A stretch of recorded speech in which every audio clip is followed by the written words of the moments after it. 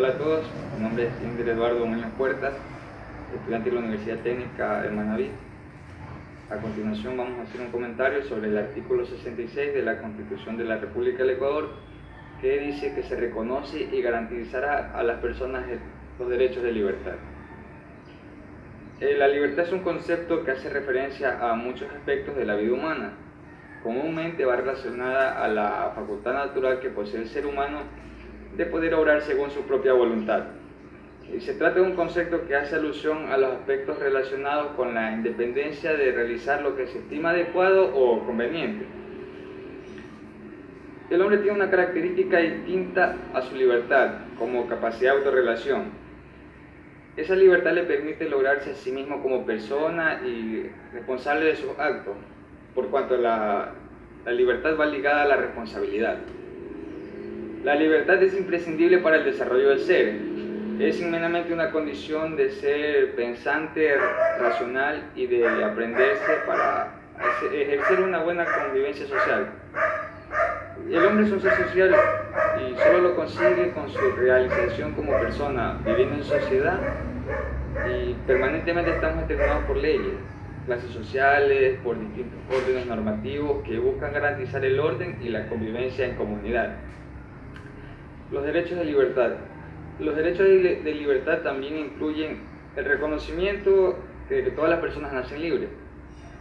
El artículo reconoce la libertad del ser humano desde el nacimiento. Sin embargo, ese no es el momento más adecuado para situar este reconocimiento. Los seres humanos son tan dependientes al nacer que no se les puede considerar como seres libres, sea cual el grado de autonomía que creamos necesario exigir para aceptar que alguien puede decidir y actuar con su libertad. El recién nacido no solo tiene que ser alimentado, vestido, limpiado y protegido por otros. Además, durante bastantes meses crecerá de la conciencia de su propia individualidad y sentirá que es una entidad única con la madre. El bebé no solo llegará a tener prosperidad psicológica tan fundamental como seguridad odontológica, en base a la capacidad de confiar en las demás personas y del propio sentido de la realidad. Si los cuidados que reciben en cierta rutina precisa que le permita confiar en que las ausencias de la madre son temporales, no hay ser más valioso que un ser recién nacido. Se debe pues entender que la expresión todos los seres humanos nacen libres quiere decir que todos los seres humanos nacen con el derecho a llegar a ser libres y a ser reconocidos como tales. Interpretando así el derecho a la libertad, exige que los procesos de socialización que sean sometidos a los seres humanos también sean examinados. Todos los seres humanos nacen libres e iguales en dignidad y derechos. Estas palabras corresponden a la redacción del artículo primero de la Declaración de Derechos Humanos y es el incuestionable fundamento que rige el trabajo a las corporaciones locales, entidades legítimas y garantes de la defensa y protección de los derechos y deberes de todas las personas que viven en nuestros territorios. La prohibición de la esclavitud, la explotación, la servidumbre y el tráfico y trata de seres humanos en todas sus formas. El Estado adoptará medidas de prevención y erradicación de la trata de personas y de protección y reinserción social de las víctimas de la trata y otras formas de violación de libertad.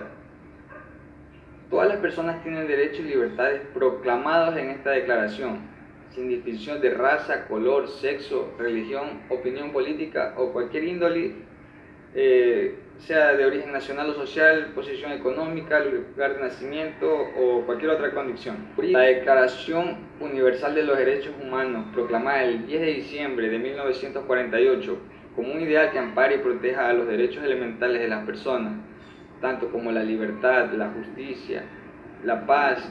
En su artículo 3 cita la libertad como un derecho esencial de toda persona, y en el artículo 8 le confiere a las personas la facultad de ampararse en un recurso efectivo ante tribunales nacionales competentes que la amparen contra actos que violen sus derechos fundamentados y reconocidos ante la Constitución y la ley.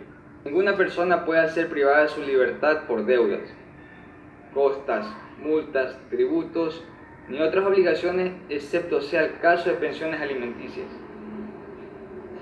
La sociedad ha realizado únicamente a la prisión o encarcelamiento a formas de privación de libertad, siempre ligadas a través del derecho penal del cumplimiento de una pena o medida cautelar de carácter personal, sin tomar en cuenta la situación de que muchas personas sufren en otros espacios en donde también se vulnera el derecho.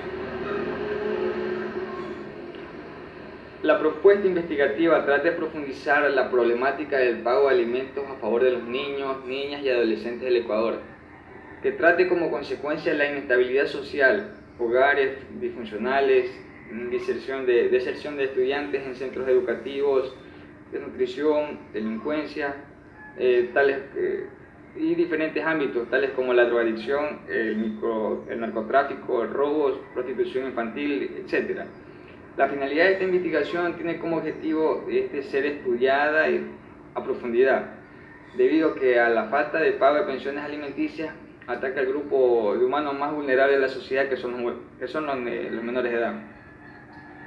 Estos mismos también se encuentran en una desventaja frente a su progenitor, que en la mayoría de casos manifiesta ser normalmente irresponsable con el pago de pensiones alimenticias y otras cosas más. Que ninguna persona puede ser obligada a hacer algo prohibido o dejar de hacer algo no prohibido por la ley. El principio de permisión, según lo cual lo no prohibido está permitido, es admitido en nuestra cultura jurídica de modo metanorma del ordenamiento jurídico, en la medida en que solo no pueden restringir nuestra libertad natural si no lo hacen de la manera expresada. En virtud del mismo, la importancia de los eventos vacíos del ordenamiento se desvanecen, puesto que cualquier acción no regulada resulta en la aplicación de dicho principio. El principio de permisión, a la vez de responder a un razonamiento intuitivo, se apoya en una determinada concepción de norma y de ordenamiento jurídico de un lado, y en una determinada interpretación de los principios de la lógica de otro lado. El objeto de estas líneas, en primer lugar, es mostrar razones que justifiquen dicho principio, y en segundo momento, exponer los motivos por los que el mismo no puede mantenerse más que en un ámbito limitado del derecho del sancionador. Como de conclusión, podemos decir que el derecho constitucional ha asumido el concepto de derechos humanos fundamentales y lo ha consagrado por posición del concepto de derechos humanos. En términos generales, la doctrina constitucional, sobre todo en América Latina, afirma que el concepto de derechos fundamentales, a diferencia del concepto de derechos humanos, es más preciso, jurídico y corresponde a los derechos positivados en la Constitución.